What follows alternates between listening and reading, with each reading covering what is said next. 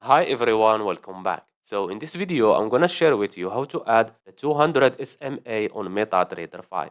So just follow me and follow the steps. It's so easy and simple.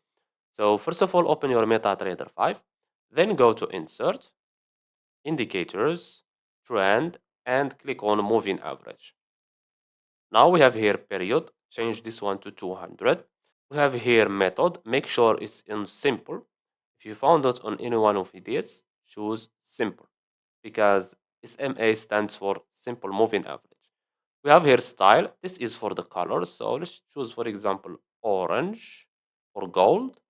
We have here the thickness of your SMA, so let's choose for example this one and click on OK.